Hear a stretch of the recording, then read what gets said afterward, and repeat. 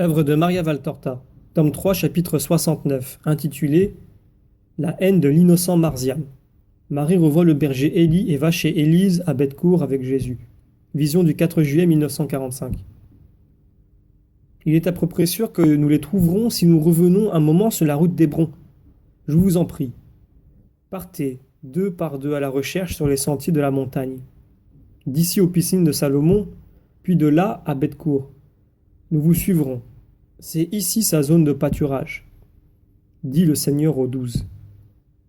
Je me rends compte alors qu'il parle des bergers. Les apôtres s'apprêtent à partir, chacun avec son compagnon préféré. Seul le couple presque inséparable de Jean et André ne se forme pas, car ils se dirigent tous deux vers Judas en disant « Je viens avec toi ». Et Judas répond « Oui, viens André, cela vaut mieux ainsi. » Jean, toi et moi, nous serons tous deux qui connaissons déjà les bergers. Il vaut donc mieux que tu accompagnes quelqu'un d'autre. Moi, alors, mon garçon, dit Pierre en quittant Jacques, fils de Zébédée. Sans protester, ce dernier part avec Thomas, tandis que Simon le Zélote s'en va avec Jude, Jacques, fils d'Alphée, avec Matthieu et les deux inséparables Philippe et Barthélemy ensemble. L'enfant reste avec Jésus et les deux Maries. Fraîche et belle, la route passe à travers les montagnes couvertes de verdure, qu'il s'agisse de forêts ou de prés. On rencontre des troupeaux qui, à la lumière blonde de l'aurore, se dirigent vers les pâturages. À chaque tintement de clarine, Jésus cesse de parler, regarde, puis il demande au berger si Élie, le berger bethléemite, se trouve dans les parages. Je saisis que désormais Élie est surnommé le Bethléemite.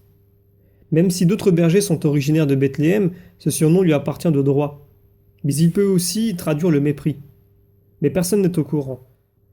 Ils répondent en arrêtant leur troupeau et en cessant de jouer de leur flûte rustique. Les jeunes possèdent presque tous l'une de ces flûtes primitives en roseau, devant lesquelles Marziam s'extasie, jusqu'à ce qu'un bon vieux berger lui donne celle de son petit-fils en disant « Il s'en fabriquera une autre ».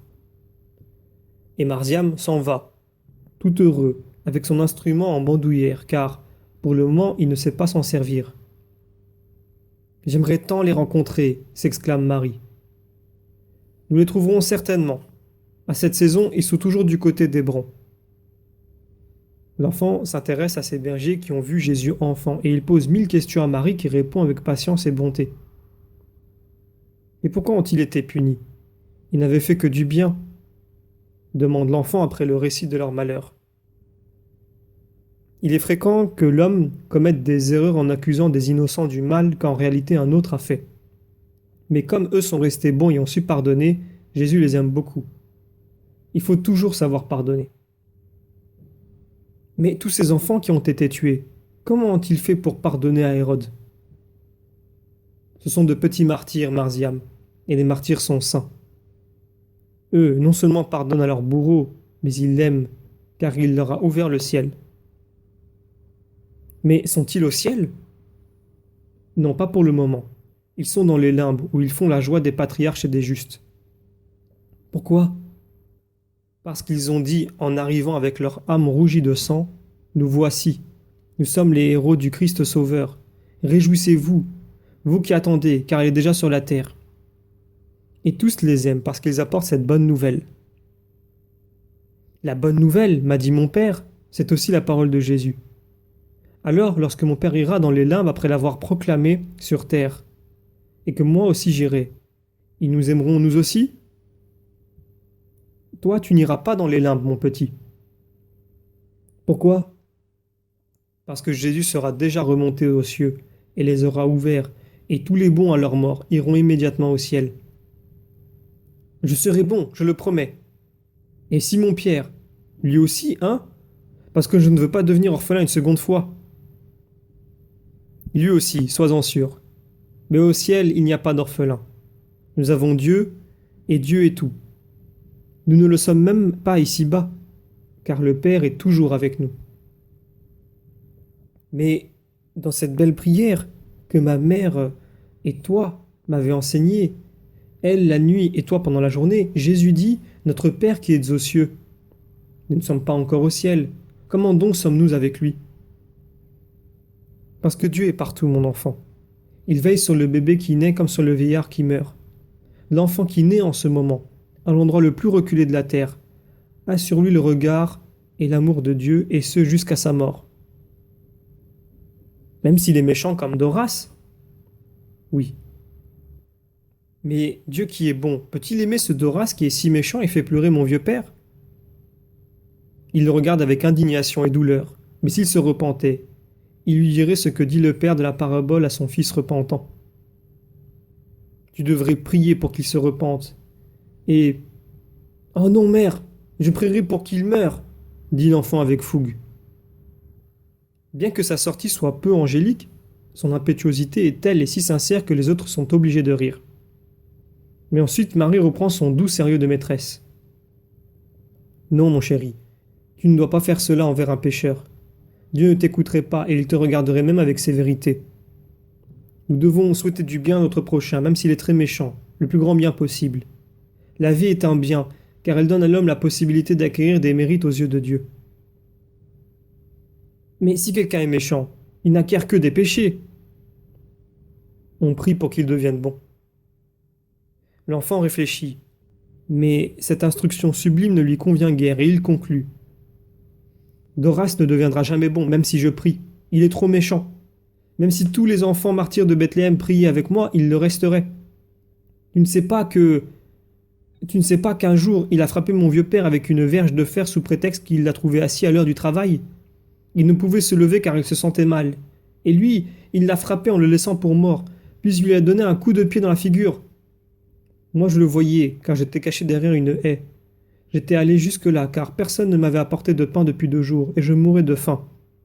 J'ai dû m'échapper pour qu'on ne m'entende pas, car je pleurais devant mon père dans cet état, avec du sang sur la barbe, allongé par terre, comme mort. En pleurant, je suis allé mendier un pain, mais ce pain me reste toujours sur le cœur. Il a le goût du sang et des larmes de mon père, des miennes et de celles de tous les hommes torturés qui ne peuvent aimer leur bourreau. Moi, je voudrais frapper Doras pour qu'il sache ce que sont les coups. Je voudrais le laisser sans pain pour qu'il apprenne ce qu'est la faim. Je voudrais le faire travailler sous le soleil, dans la boue, sous la menace du surveillant et sans manger, pour qu'il sache ce qu'il inflige aux pauvres.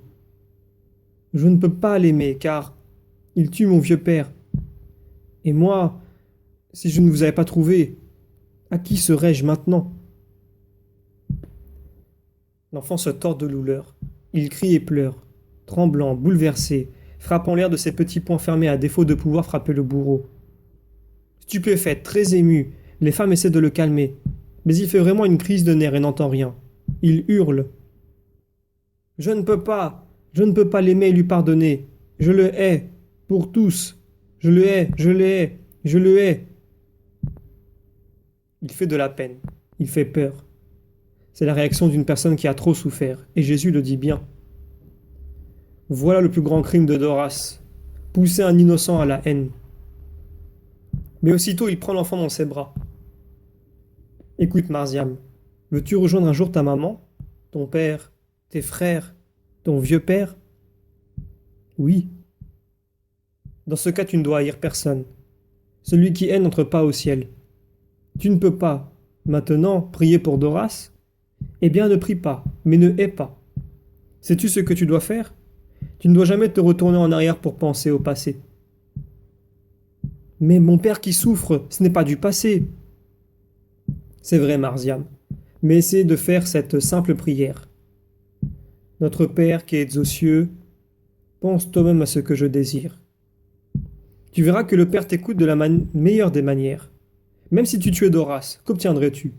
Tu perdrais l'amour de Dieu, le ciel, l'union avec tes parents, et tu ne ferais pas disparaître les souffrances du vieillard que tu aimes. Tu es trop petit pour pouvoir le faire. Mais Dieu, lui, le peut. Parle-en à lui. Dis-lui, tu sais à quel point j'aime mon vieux père et tous les malheureux. Occupe-toi d'eux, toi qui peux tout. Comment? Ne veux-tu pas annoncer la bonne nouvelle? Mais elle parle d'amour et de pardon. Comment peux-tu dire à un autre « ne hais pas, pardonne » si toi-même tu ne sais pas aimer et pardonner? Laisse faire le bon Dieu. Laisse-le faire et tu verras comment il règle bien toutes choses. Le feras-tu? Oui, parce que je t'aime. Jésus embrasse l'enfant et le met par terre. L'affaire est réglée et on arrive au bout de la route. Les 3 grands bassins creusés dans la roche de la montagne, une œuvre vraiment grandiose, resplendissent de toute leur surface très limpide, tout comme la chute d'eau qui, du premier bassin, tombe dans le second, plus grand, et de celui-ci dans un troisième bassin qui est un véritable petit lac d'où elle part par des conduites vers des villes éloignées. En raison de l'humidité du sol dans cette région, la montagne, de la source aux piscines de celle-ci à la plaine, est une fertilité merveilleuse. Les fleurs les plus variées d'entre les fleurs sauvages, ainsi que des plantes parfumées et rares, donnent un aspect riant aux pentes vertes. On dirait que l'homme a semé ici des fleurs de jardin et des plantes parfumées qui répandent dans l'air, sous le soleil qui les chauffe, leur arôme de cannelle, de camphre, d'œillet, de lavande et d'autres odeurs pénétrantes, fortes, suaves, qui se mêlent pour former la plus merveilleuse des meilleures odeurs de la terre. Je dirais que c'est une symphonie de parfums parce que c'est réellement le poème des plantes et des fleurs, sous toutes leurs teintes variées et leurs agréables exhalaisons. Tous les apôtres sont assis à l'ombre d'un arbre couvert de grandes fleurs blanches, dont j'ignore le nom, aux énormes clochettes pendantes d'émail blanc, qui ondulent au moindre souffle de vent et répandent des flots de parfum à chaque ondulation. Je ne connais pas le nom de cet arbre. La fleur me rappelle un arbuste qui existe en Calabre et qu'on appelle là-bas botaro. Mais ici, il s'agit d'un arbre élevé, au tronc puissant, et non d'un arbuste. Jésus appelle ses apôtres et ils accourent. Nous avons trouvé presque immédiatement Joseph qui revenait d'un marché. Ce soir, ils seront tous à Bethcure. Nous nous sommes réunis en nous élant et en nous sommes installés ici, au frais, explique Pierre. Quel bel endroit, on dirait un jardin. Nous discutions entre nous pour savoir s'il était naturel ou non. Les uns pensent que oui, les autres sont d'un avis différent, dit Thomas. La terre de Judée a de ces merveilles, dit Judas, qui tire inévitablement orgueil de tout, même des fleurs et des plantes. Oui, mais je crois que si par exemple le jardin de Jeanne à Tibériade était abandonné et devenait sauvage, la Galilée aussi posséderait au milieu des ruines la merveille de ses roses splendides, réplique Jacques, fils de Zébédée. Et tu ne te trompes pas. C'était dans cette région que se trouvaient les jardins de Salomon, aussi célèbres que ses palais dans le monde de cette époque. C'est peut-être ici qu'il a rêvé le Cantique des Cantiques, appliquant à la cité sainte toutes les beautés qu'il avait fait pousser ici, dit Jésus. C'est donc moi qui avais raison, dit Jude. Tu avais raison, dit l'autre Jacques, son frère. Sais-tu, maître, il citait l'ecclésiastique en unissant l'idée des jardins à celle des bassins, et terminait en disant « Pourtant, il s'aperçut que tout est vanité et que rien ne dure sous le soleil, sauf la parole de mon Jésus. » Je te remercie, mais remercions aussi Salomon. Que les fleurs primitives proviennent de lui ou non, il est certain que les bassins qui alimentent plantes et hommes viennent de lui. Qu'il en soit béni.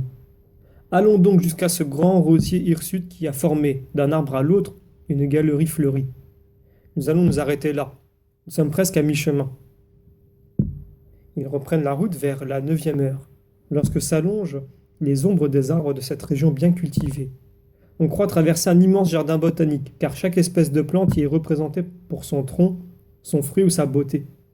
Les cultivateurs circulent un peu partout, mais ne font guère attention à la troupe des apôtres qui passent. Elle n'est pas la seule d'ailleurs. D'autres groupes de juifs sont sur la route, de retour des fêtes pascales. Cette route est en assez bon état, bien qu'elle soit taillée dans les montagnes et des panoramas toujours variés rompent la monotonie de la marche. Ruisseaux et torrents dessinent des virgules d'argent liquide et écrivent des paroles qu'ils chantent ensuite dans leurs 1000 méandres qui se recoupent, se répandent sous le bois ou se cachent sous des cavernes d'où ils ressortent embellis. Ils semblent jouer avec les arbres et les roches comme de joyeux gamins.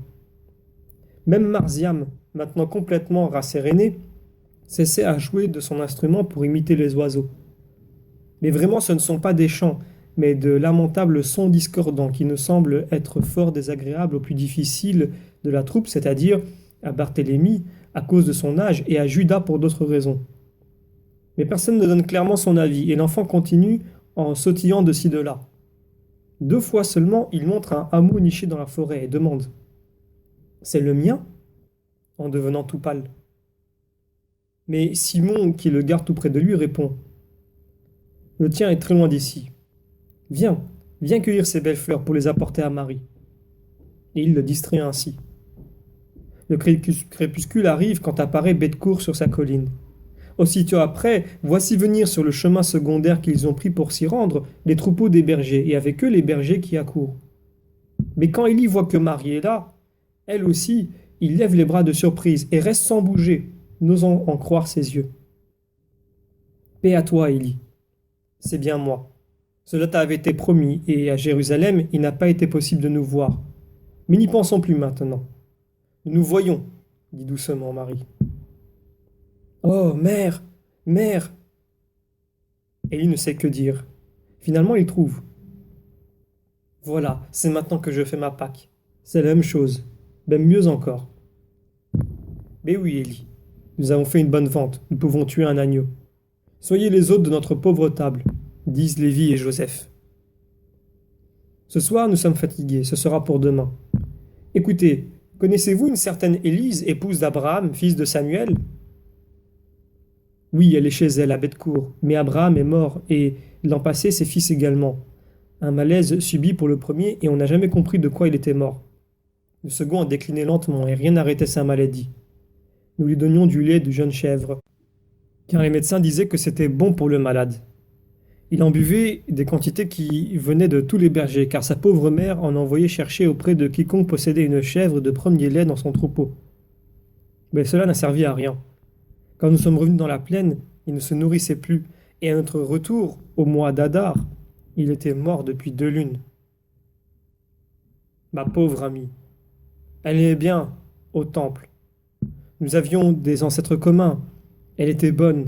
Elle a quitté le temple pour épouser Abraham, auquel elle était promise depuis son enfance, 2 ans avant moi, et je me souviens de sa venue au temple pour l'offrande de son premier-né au Seigneur. Elle me fit appeler, pas uniquement moi, mais elle voulut me voir seule plus longuement. Et maintenant elle est seule. Ah, il faut que je me hâte d'aller la consoler. Quant à vous, restez. J'y vais avec Élie et je serai seul à entrer chez elle. La douleur veut qu'on la respecte. Pas moi-même, mère? Toi, toujours. Mais les autres? Pas même toi, mon petit.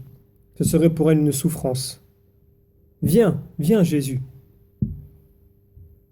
Attendez-nous sur la place du village. Cherchez un abri pour la nuit. Adieu. Leur ordonne Jésus à tous.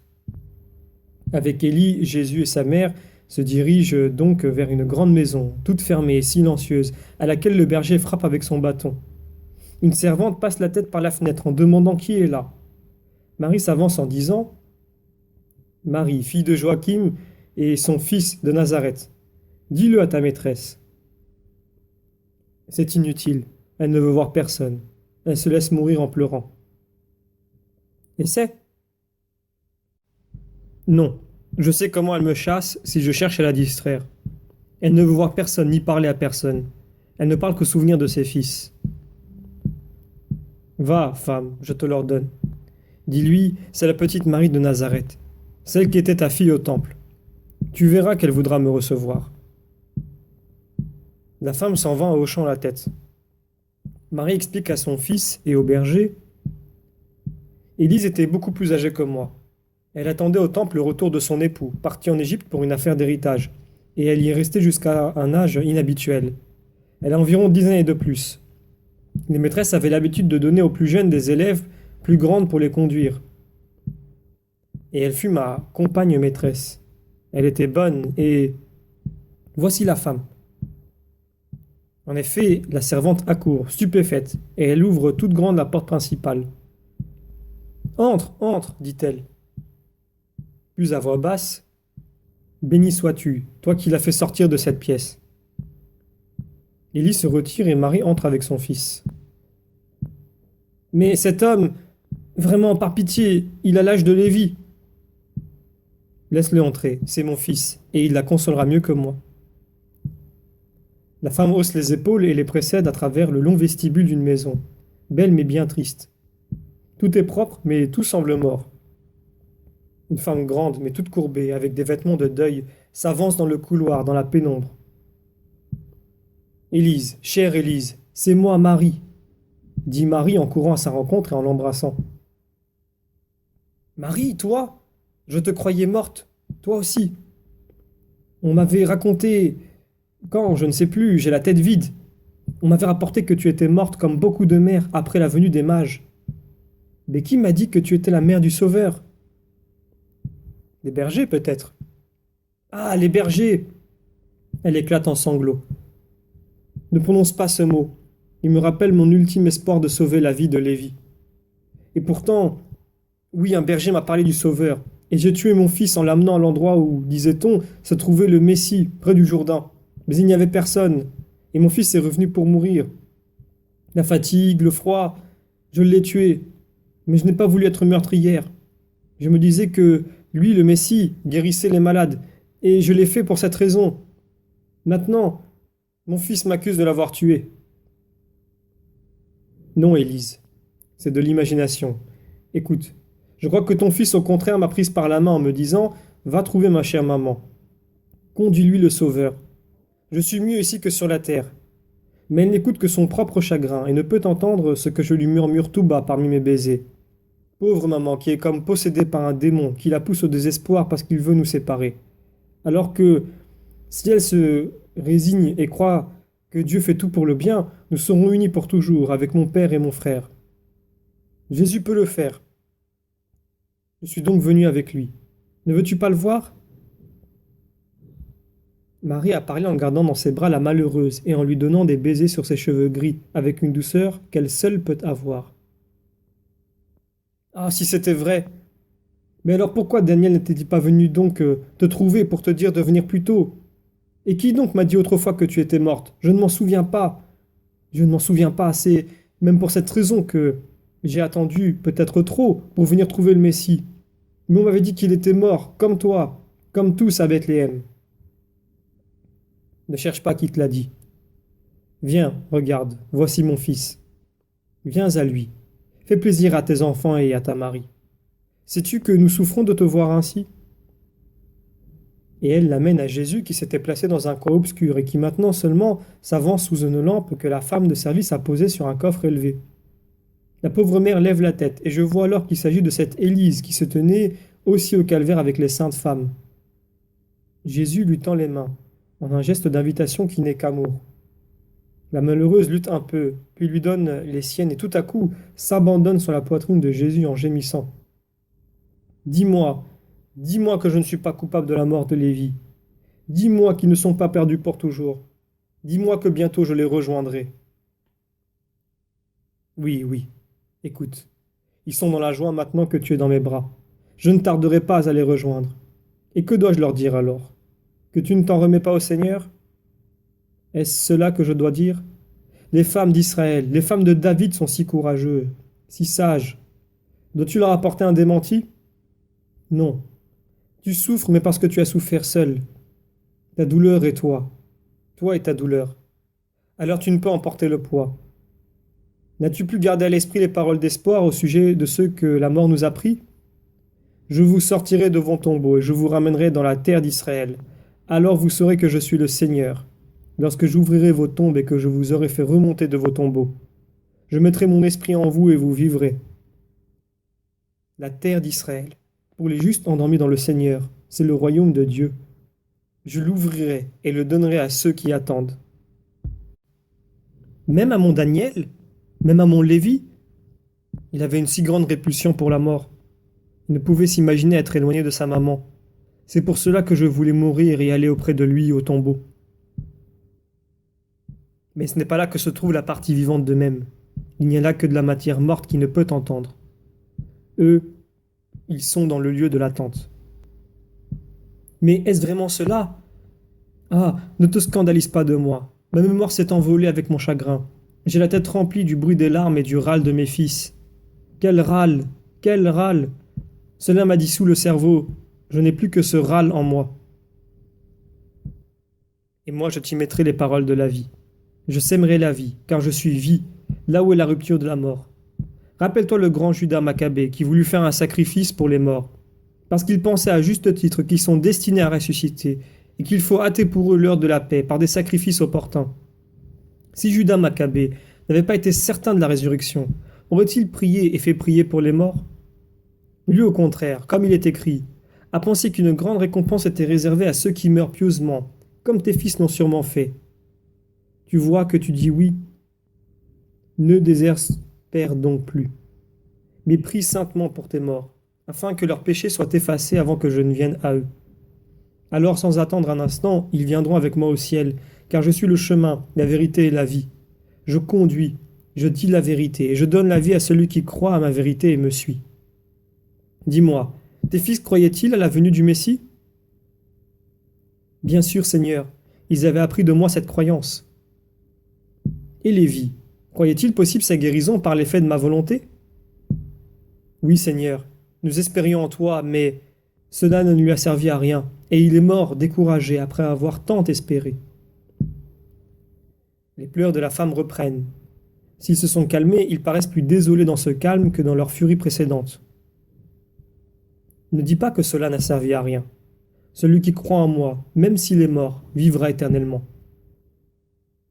La nuit descend, femme, je vais rejoindre mes apôtres. Je te laisse, mère. Ah, reste toi aussi. J'ai peur, si tu t'éloignes, d'être reprise par ce tourment. La tempête commence à peine à s'apaiser en t'écoutant. Ne crains rien, tu as Marie avec toi. Demain je reviendrai, j'ai quelque chose à dire aux bergers. Puis-je leur demander de venir près de ta maison? Ah oui, ils y venaient aussi l'an passé pour mon fils. Derrière la maison, il y a un jardin, puis une cour rustique. Ils peuvent venir comme ils le faisaient alors pour rassembler leurs troupeaux. C'est bien, je viendrai. Sois bonne. Rappelle-toi que au temple, Marie t'avait été confiée. À mon tour, je te la confie cette nuit. Oui, sois tranquille, j'en prendrai soin. Je la... Je devrais penser à son souper, à son repos. Il y a bien longtemps que je ne pense plus à ces choses. Marie, veux-tu dormir dans ma chambre comme le faisait Lévi durant sa maladie? Moi dans le lit de mon fils, toi dans le mien. J'aurais l'impression d'entendre sa respiration légère. Il me tenait toujours par la main. Oui, Élise. Et auparavant nous parlerons de 1000 choses. Non, tu es fatiguée, tu dois dormir. Toi aussi.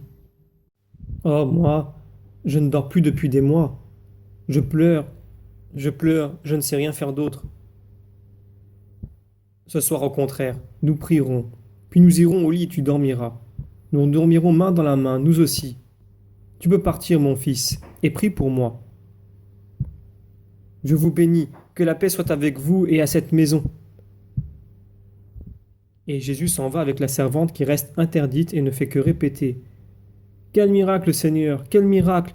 Après tant de mois, elle a parlé, elle a pensé. Quelle affaire! On disait qu'elle mourrait folle, et j'en étais peiné, car elle est bonne. Oui, elle est bonne. C'est pourquoi Dieu lui viendra en aide. Adieu, femme. Paix à toi aussi. Jésus sort dans la rue à moitié sombre, et tout prend fin.